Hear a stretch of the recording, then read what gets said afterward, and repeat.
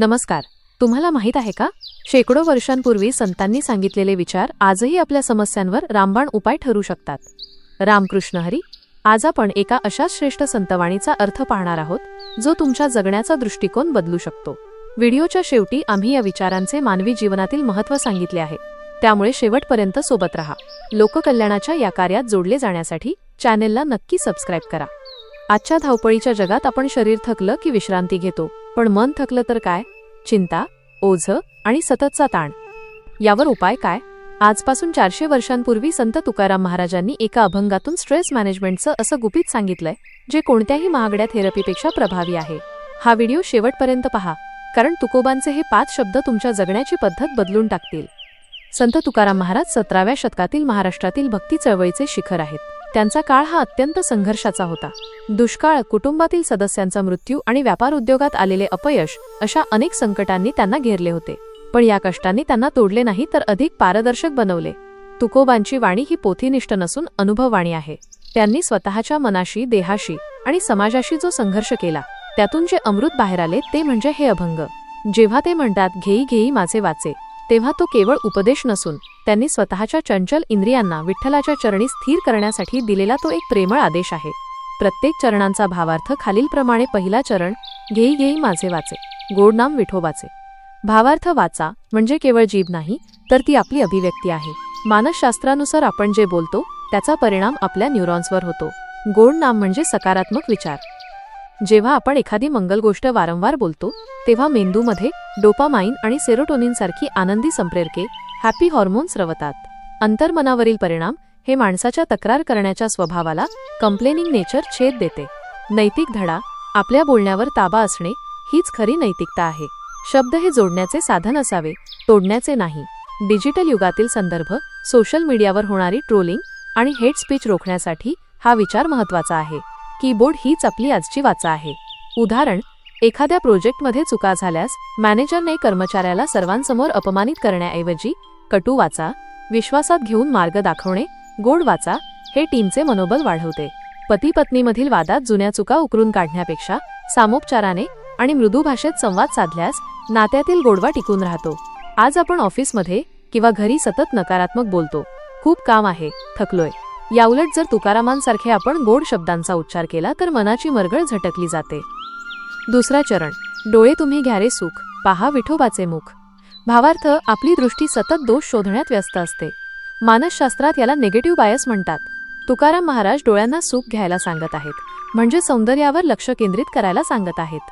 विठोबाचे मुख हे शांतता आणि करुणेचे प्रतीक आहे. अंतर्मनावरील परिणाम, जेव्हा आपण एखादी शांत आणि सुंदर मूर्ती किंवा चित्र पाहतो, तेव्हा आपल्या मेंदूतील अमिगडाला जो भीती निर्माण करतो, शांत होतो. नैतिक धडा, सौंदर्याकडे पाहताना त्यात कामुकता किंवा मत्सर नसावा, तर आदर आणि समाधान असावे. डिजिटल युगातील संदर्भ, आज इंस्टाग्राम किंवा रील्सच्या युगात आपण सतत इतरांचे लक्झरी आयुष्य पाहून स्वतःच्या आयुष्याबद्दल दुःखी होतो. फोमो, महाराजांचा सल्ला आहे की जे सात्विक आणि शाश्वत आहे त्यावर लक्ष केंद्रित करा. उदाहरण, कंपन्या जेव्हा केवळ नफ्याचा आकडा न पाहता सामाजिक उत्तरदायित्व CSR पाहतात, तेव्हा समाजाचा खऱ्या अर्थाने विकास होतो. मुलांनी दिवसभर स्क्रीनवर हिंसक गेम्स पाहण्यापेक्षा निसर्ग किंवा घरातील थोरा मोठ्यांच्या चेहऱ्यावरील समाधान पाहणे हे त्यांच्या मानसिक स्वास्थ्यासाठी उत्तम आहे. तणावाच्या वेळी जर आपण डोळे मिटून एखाद्या मंगल रूपाचे किंवा निसर्गाचे ध्यान केले तर रक्तदाब कमी होतो. यालाच व्हिज्युअल मेडिटेशन म्हणतात. तिसरा चरण, तुम्ही ऐका रे कान, माझ्या विठोबाचे गुण. भावार्थ, आपण कानाने काय ऐकतो यावर आपली मानसिक अवस्था अवलंबून असते. टीका, गोंगाट आणि नकारात्मक बातम्या ऐकल्याने कोर्टिसोल, स्ट्रेस हॉर्मोन वाढते. गुण ऐकणे म्हणजे दुसऱ्यातील चांगले शोधणे आणि ते साठवणे. अंतर्मनावरील परिणाम, चांगले गुण ऐकल्याने माणसाची वृत्ती जजमेंटल, दुसऱ्याला पारखणारी न राहता एम्पॅथेटिक, सहानुभूतीपूर्ण बनते. नैतिक धडा, निंदा, नालस्ती, गॉसिपिंग आणि अफवांपासून स्वतःला दूर ठेवणे हे सुदृढ समाजाचे लक्षण आहे. डिजिटल युगातील संदर्भ, फेक न्यूज आणि डीपफेकच्या काळात आपण काय ऐकतो आणि काय मानतो यावर प्रचंड नियंत्रण हवे. उदाहरण, ऑफिसमध्ये वॉटर कूलर गॉसिप, दुसऱ्याबद्दल वाईट बोलणे ऐकून एखाद्या सहकार्याबद्दल मत बनवणे चुकीचे आहे. त्याऐवजी त्याच्या कामातील गुणांची चर्चा ऐकणे प्रगतीसाठी पूरक ठरते. सासू सुनेच्या नात्यात शेजाऱ्यांच्या किंवा नातेवाईकांच्या कानभरणीकडे दुर्लक्ष करून एकमेकांच्या चांगल्या गुणांवर लक्ष दिल्यास घर सुखी होते. संगीतोपचार म्युझिक थेरपीमध्ये जसा शांत सुरांचा वापर होतो, तसेच थोर व्यक्तींचे विचार किंवा देवाचे गुण ऐकल्याने मनातील कोलाहल थांबतो. चौथा चरण, मन तेथे धाव घेई, राही विठोबाचे पायी. भावार्थ, मन हे स्वभावाने चंचल आहे, मंकी माइंड. ते भूतकाळात किंवा भविष्यात धावत असते. पायाशी राहणे म्हणजे ग्राउंडिंग, वर्तमानात स्थिर होणे. विठोबाचे पाय हे समर्पणाचे आणि स्थैर्याचे प्रतीक आहेत. अंतर्मनावरील परिणाम, जेव्हा मन एका ध्येयावर किंवा एका केंद्रावर विठोबाचे पाय स्थिर होते, तेव्हा विखुरलेली ऊर्जा एकत्रित होते. यामुळे एकाग्रता वाढते. नैतिक धडा, ध्येयाप्रती निष्ठा आणि विचारांची स्थिरता. डिजिटल युगातील संदर्भ, आपण मल्टीटास्किंगच्या नावाखाली एकाग्रता गमावली आहे. नोटिफिकेशनमुळे मन सतत भरकटते. मनाला डिजिटल डिटॉक्स देऊन महत्त्वाच्या कामात स्थिर करणे गरजेचे आहे. उदाहरण, एखाद्या स्टार्टअपच्या संस्थापकाने बाजारपेठेतील चढ उतारांमुळे विचलित न होता आपल्या मूळ विजन ठाम राहणे म्हणजे पायी मन स्थिर करणे होय. आर्थिक टंचाईच्या काळात घरच्यांनी डगमगून न जाता एकमेकांना साथ देणे आणि ध्येयासाठी प्रयत्नशील राहणे हे मनाच्या स्थिरतेचे उदाहरण आहे. मल्टीटास्किंगच्या नादात आजचे तरुण बर्नआउट होत आहेत. हे चरण आपल्याला one thing at a time, एका वेळी एकच गोष्ट करण्याचे महत्त्व शिकवते. पाचवा चरण, तुका म्हणे जीवा, नको सोडू या केशवा. भावार्थ, प्रत्येक मानवाच्या मनात एक मूलभूत भीती असते, एकटेपणाची किंवा असुरक्षिततेची.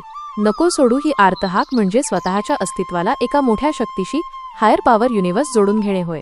अंतर्मनावरील परिणाम, यामुळे व्यक्तीला मी एकटा नाही, कोणीतरी मोठी शक्ती मला सांभाळून घेत आहे हा विश्वास मिळतो. याला मानसशास्त्र सेन्स ऑफ बिलॉंगिंग म्हणते. नैतिक धडा, प्रतिकूल परिस्थितीतही आपल्या तत्वांवर इंटेग्रिटी ठाम राहणे. डिजिटल युगातील संदर्भ, व्ह्यूज आणि लाईक्स मिळवण्यासाठी लोक स्वतःची नैतिकता विकतात. अशा वेळी आपली ओळख आणि तत्वे न सोडणे महत्त्वाचे आहे. उदाहरण, भ्रष्टाचार करून मोठे प्रोजेक्ट मिळवण्याची संधी असतानाही नैतिकतेचा कंप्लायन्स मार्ग न सोडणारी कंपनी दीर्घकाळ टिकते.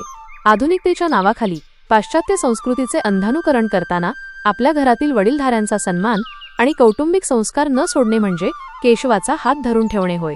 जेव्हा एखादा रुग्ण गंभीर असतो तेव्हा औषधांइतकीच श्रद्धा त्याला वाचवते. केशव म्हणजे ती शक्ती जी आपल्याला संकटात आधार देते. स्ट्रेस मॅनेजमेंटसाठी हा अभंग कसा वापरावा? निष्कर्ष, आजच्या धावपळीच्या युगात तणाव येण्याचे मुख्य कारण म्हणजे आपल्या इंद्रियांचे स्वैराचार. डोळ्यांनी काय पाहायचे आणि कानाने काय ऐकायचे यावर तुकारामांनी सांगितल्याप्रमाणे नियंत्रण ठेवले तर 50% तणाव कमी होईल. गोड नाम आणि गुण गाणे म्हणजे आयुष्यातील चांगल्या गोष्टींबद्दल कृतज्ञ राहणे. मन पायाशी स्थिर करणे म्हणजे वर्तमानात जगणे. हा अभंग केवळ देव्हाऱ्यात म्हणण्यासाठी नाही, तर तो आपल्या मनाच्या प्रयोगशाळेत उतरवण्यासाठी आहे. जेव्हा आपली वाचा, डोळे, कान आणि मन एकाच सकारात्मक दिशेला विठोबाकडे वळतात तेव्हा तणावाचा लवलेशही उरत नाही. आधुनिक उदाहरण, कॉर्पोरेट ऑफिस आणि विठ्ठल. समजा अमित नावाचा एक तरुण एका मोठ्या कंपनीत काम करतो. ऑफिसमध्ये प्रचंड राजकारण सुरू आहे, बॉस ओरडत आहे आणि कामाचा ताण वाढला आहे. अशावेळी अमितची चिडचिड होते. तो इतरांबद्दल वाईट बोलू लागतो. वाचा, त्याला सगळीकडे दोषच दिसू लागतात. डोळे, अभंगाचा वापर कसा करावा? अमितने या अभंगाचा विचार केला तर तो स्वतःला सांगेल, माझ्या जिभेने मी कोणाबद्दलही अपशब्द काढणार नाही. घेई माझे वाचे. समोरच्या व्यक्तीचे केवळ दोष न पाहता तिने केलेल्या चांगल्या कामाचे गुण पाहीन. ऐका रे कान, माझे मन ऑफिसच्या राजकारणात गुंतवण्याऐवजी माझ्या कामात आणि माझ्या आंतरिक शांततेत स्थिर ठेवीन. मन तेथे धाव घेई. यामुळे अमितचे मानसिक आरोग्य सुधारेल आणि तो त्या कलहातून सहज बाहेर पडेल. मित्रहो, आज आपण संत तुकाराम महाराजांच्या एका अत्यंत लोकप्रिय अभंगाकडे एका वेगळ्या दृष्टिकोनातून पाहणार आहोत. सामान्यतः आपण हा अभंग फक्त भक्तीच्या रसात भिजून गातो, पण या 5 कडव्यांमध्ये ह्युमन इंजिनिअरिंग मोठे शास्त्र दडलेले आहे. दृष्टिकोनातील बदल, आपण आपल्या इंद्रियांचे गुलाम आहोत की मालक? विज्ञान सांगते की आपली इंद्रिये ही बाह्य जगाकडून माहिती घेणारी सेन्सर्स आहेत. पण जर हे सेन्सर्स चुकीची माहिती गोळा करू लागले तर आपला मानसिक सॉफ्टवेअर बिघडतो. तुकोबा या अभंगातून आपल्याला सेन्सरी डिटॉक्स शिकवत आहेत. Input control. आजच्या माहितीच्या युगात, इन्फॉर्मेशन एज, आपण डोळ्यांनी आणि कानांनी सतत कचरा, जंक कंटेंट गोळा करत आहोत.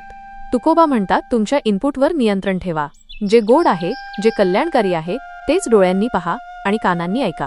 जेव्हा इनपुट शुद्ध असेल तेव्हा जीवनाचा आउटपुट आनंदी असेल. 2. निसर्ग नियम आणि ऊर्जा.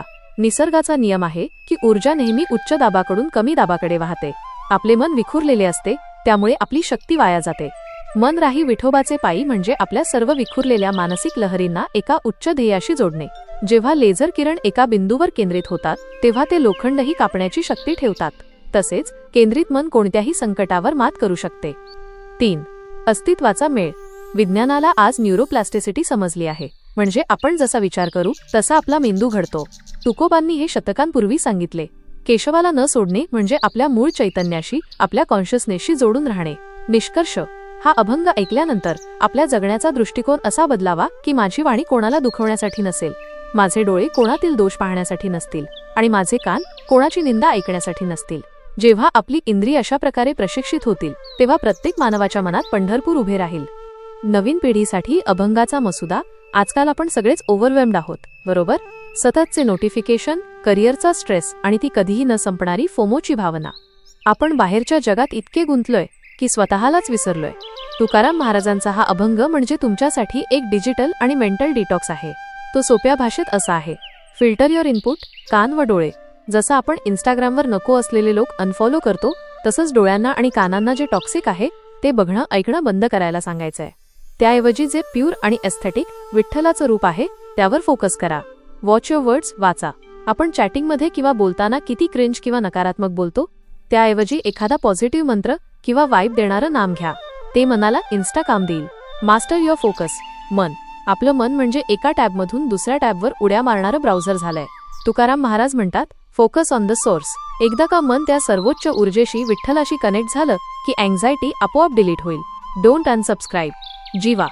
जीवनातील कितीही चढ उतार आले तरी त्या युनिव्हर्सल कनेक्शनला तोडू नका. तो तुमचा खरा सपोर्ट सिस्टम आहे.